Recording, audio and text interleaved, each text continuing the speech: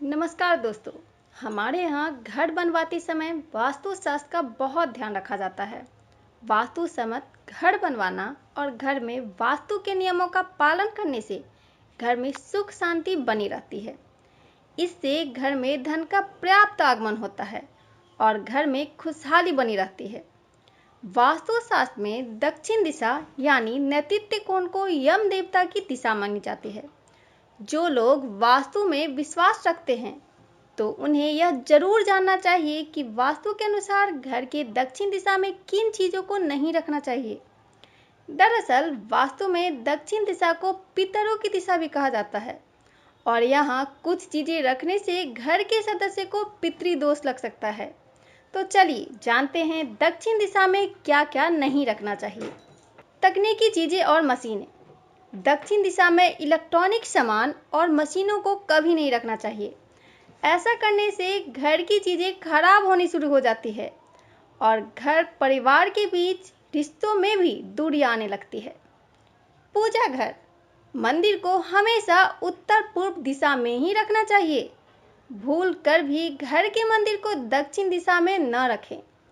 इससे पूजा का फल नहीं मिलेगा, साथ ही आपकी मनोकामना भी पूरी नहीं हो पाएगी। बेडरूम। बेडरूम दाम्पत्य जीवन को सही और खुशहाल बनाता है, तो बेडरूम को दक्षिण दिशा में नहीं होना चाहिए। इतना ही नहीं, वास्तु के अनुसार बेडरूम का बिस्तर भी दक्षिण दिशा की तरफ नहीं होना चाहिए।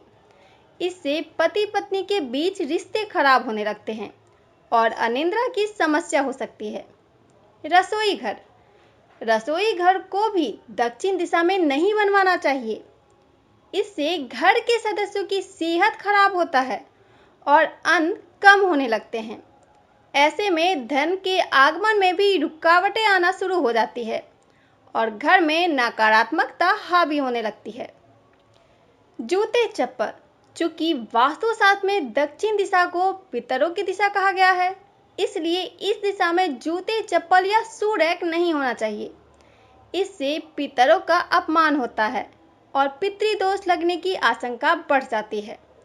ऐसे में घर में छोटी छोटी बातों पर कलह होती है और घर की सुख शांति बिगड़ सकती है। इसलिए दक्षिण दिशा में शू रैक न रखें। तुलसी का पौधा। घर में तुलसी का पौधा है तो उसे दक्षिण दिशा में न रखें।